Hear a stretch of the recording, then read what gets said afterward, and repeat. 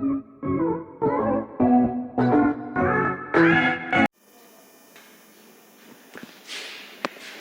Everyone, आज हम पढ़ेंगे मानव भूगोल के आधुनिक मानव के विकास के बारे में कि वर्तमान समय के मानव और प्राचीन मानव का विकास का क्रम क्या रहा। प्राचीन में मानव कैसा था, उसके विकास का क्रम क्या था और उस विकास के क्रम में मानव के जो आज का मानव है उसमें क्या क्या चेंजेस आए, इसके बारे में हम अध्ययन करेंगे। ठीक है, सबसे पहले हम बताते हैं कि आधुनिक मानव का जो विकास शुरू हुआ था वो हुआ था प्लीस्टोसीन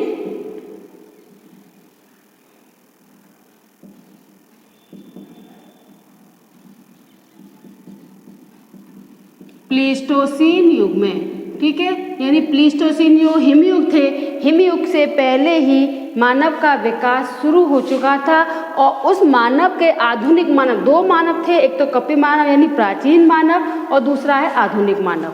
तो प्राचीन मानव का विकास के क्रम के बाद जब आधुनिक मानव के विकास का क्रम चला, उनकी शाखाओं को 5 भागों में बांटा गया है। इसमें पहला आता है में ऑस्ट्रेलोपिथेकस।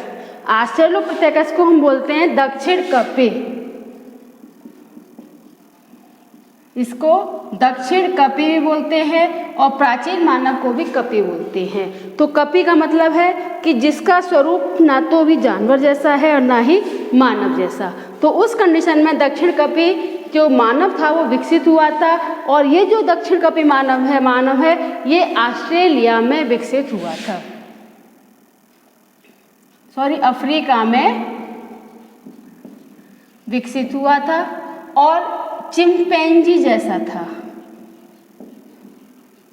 जो इसकी शेप थी वो कैसी थी, चिंपैंजी जैसी। और ये जो कपि मानव है इसकी 2 शाखाएं हुई, अफ्रीकन और रोबस्टन। इसकी 2 शाखाओं में अफ्रीकन जो था वो चिंपैंजी जैसा ही था, दोनों पैरों से न चलकर हाथ पैरों को मिलाकर चलता था। जबकि रोबस्टन जो प्रजाति थी या रोबस्टन जो मानव था वो 2 पैरों से चलना, 2 पैरों से चलने लगा था।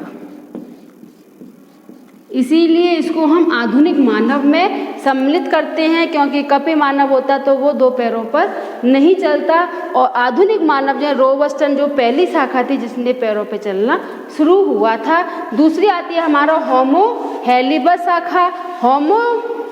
होमो इरेक्टस शाखा जो थी ये जो है प्राथमिक कंडीशन में मानव पूर्वज के रूप में जानी जाती है। इसको बोलते हैं मानव पूर्वज। मानव पूर्वज शब्द क्यों आता है, क्योंकि इसके बाद में ही मानव के रूप में पूरी तरह से विकास का क्रम शुरू हो चुका था। और होमो इरेक्टस जो मानव का विकास हुआ था वो 10 लाख वर्ष पूर्व हुआ था। 10 लाख वर्ष पूर्व होमो इरेक्टस मानव जो है विकसित हो चुका था। और ये एक बंदर और लंगूर जैसी आकृति में था। जहाँ से यहाँ चिंपैंजी था, यहाँ पर ये बंदर और लंगूर। कुछ चिंपैंजी भी मानते हैं कि सिनेंथ्रोपस है, इसको कुछ लोग कहते हैं कि चिंपैंजी जैसे ही थे, लेकिन कभी पैरों का इस्तेमाल करते थे, कभी हाथों का भी इस्तेमाल चलने में करने लगे थे। इसीलिए इसे बोलते हैं होमो इरेक्टस मानव पूर्वज। ठीक है, इनकी 2 पिथेकैंथ्रोपस और सिनेंथ्रोपस, ये दोनों ही शाखाएं एक बंदर रूप में थी और दूसरी चिंपैंजी के रूप में जानी जाती हैं। अगली जो शाखा आती है हमारा होमो हैबिलिस। ये शाखा जो है मानव पूर्वज है और इसको बोलते हैं प्राथमिक मानव। ये जो है प्राथमिक मानव में गिने जाते हैं, क्योंकि ये एक तरह से मानव रूप में विकसित होना शुरू हो चुका था। उसकी चेहरे की बनावट और जो है चेहरे का जो फीचर्स हैं वो वन मानुस और चिंपैंजी से हटकर, यानी नाक जो थी वो फैली हुई ना होकर नाक थोड़ी उठने लगी थी, माथे का विकास हो चुका था, चेहरे की जो आकृति है वो लंबी ना होकर गोल शेप में आने लगी थी, ऐसी आकृतियाँ बनने लगी थी। इसीलिए इनको बोलते हैं होमो हैबिलिस यानी प्राथमिक मानव। इसका जो विकास हुआ था ये हुआ था 8 लाख वर्ष पूर्व। ठीक है, ये जो मानव विकसित हुआ था ये हुआ था 8 लाख वर्ष पूर्व।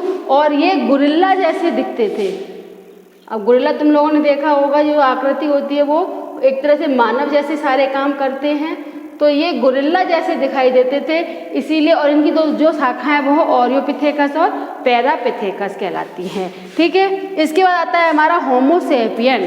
होमोसेपियन को जो है मेघावी मानव बोलते हैं।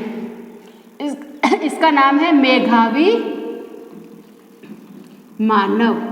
ये क्वेश्चन तुम्हारा नेट में बहुत बार आ चुका है कि हमारा मेघावी मानव किस से संबंधित है, तो वो है हमारा होमोसेपियन। ये ध्यान रखना, ये नेट में 2-3 बार मैं देख चुकी हूँ, क्वेश्चन आ चुका है। यानी ये क्वेश्चन जो है, इसमें से बहुत सारे क्वेश्चन बनते हैं जो net first grade second grade में आते ही रहते हैं। तो इसलिए इस वीडियो को इम्पोर्टेंस देनी जरूरी हो जाती है, क्योंकि ये कहाँ पर है, कैसे इनका विकास कैसा है, इसके बारे में पता होना चाहिए। ठीक है, अब होमोसेपियंस मेघावी मानव जो है उसकी जो है कुछ शाखाएं भी हैं, अलग अलग क्षेत्रों में विकसित होने का इनको अलग अलग कहा गया, जिसमें हमारा हाइडेलबर्ग जो आता है वो आता है जर्मनी। यानी जर्मनी में जो विकसित हुई थी वो थी हाइडेलबर्ग। अब जर्मनी में विकास होने के कारण इसका जो पूरी तरह से जो विकास हो चुका था, जर्मनी विकसित में आती थी, तो इसलिए इसमें इस प्रजाति में जो हमारे मानव का है यानी वर्तमान मनुष्य से अधिक मिलता जुलता है। ये होमो हाइडेल जो है वर्तमान मानव से मिलता जुलता है।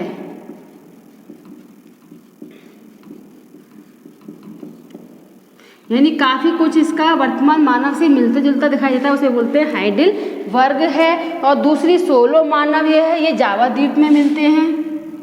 इसकी जो अस्थि का पंजर है यानी इनके जो अवशेष हैं वो कहाँ मिलते हैं, जावा द्वीप में। ठीक है, और रोडेशियन हमारा कहाँ मिलता है, अफ्रीका में।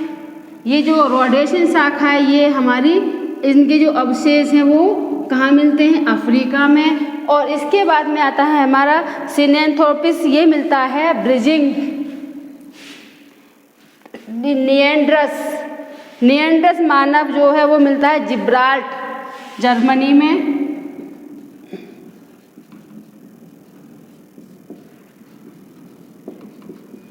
ये मानव जिब्राल्ट जर्मनी में मिलता है।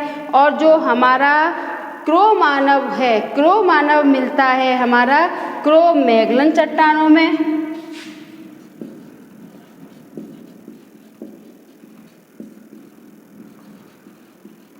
और ग्रीमाल्डी मिलता है भूमध्य सागरीय क्षेत्रों में।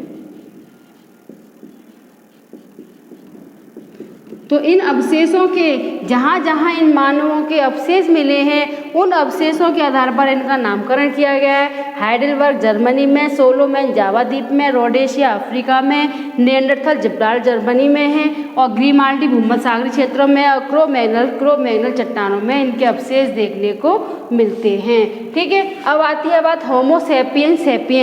ये क्या बोलते हैं इसे तो बोलते हैं मेघावी मानव, यानी कि इसकी जो संरचना है वो पूरी तरह से मानव जैसी थी। यहाँ पे इसे बोलते हैं वर्तमान मानव।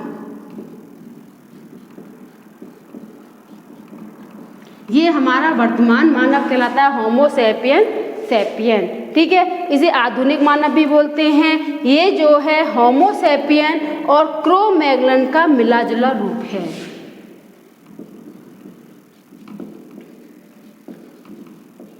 होमोसेपियन और क्रो मैग्लन को मिले जुले रूप को बोलते हैं होमोसेपियन। सेपियन बोला जाता है ये एक वर्तमान मानव, आधुनिक मानव क्यों बोलते हैं इसे, मैं आधुनिक भी लिख सकती हूँ क्योंकि इस समय तक कृषि के बारे में जानकारी हो चुकी थी, साथ के साथ कृषि के साथ साथ मनुष्य पशुपालन भी करने लगा था। और जब कृषि और पशुपालन करने लगा था तो वह स्थायी रूप से निवास या स्थायी निवास में रहने लगा था।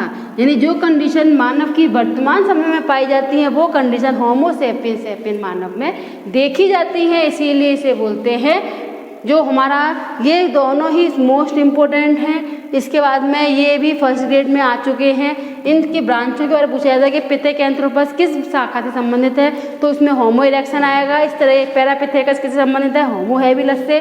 तो इस तरह के क्वेश्चन आते रहते हैं फर्स्ट ग्रेड में, तो इसलिए ये टॉपिक इम्पोर्टेंट हो जाता है। एक ये क्वेश्चन ही बहुत आता है कि आधुनिक मानव कब विकसित हुआ था, तो प्लीस्टोसिन युग में, यानी ये भी मोस्ट इम्पोर्टेंट आता है, ये भी इम्पोर्टेंट है, ये भी इम्पोर्टेंट है। साथ में ये एक सामान्य है, फर्स्ट ग्रेड में आते ही रहते हैं, लेकिन नेट के हिसाब से ये तीनों ही इम्पोर्टेंट रहते हैं, इसीलिए मैंने ये वीडियो बनाई है। Thank you.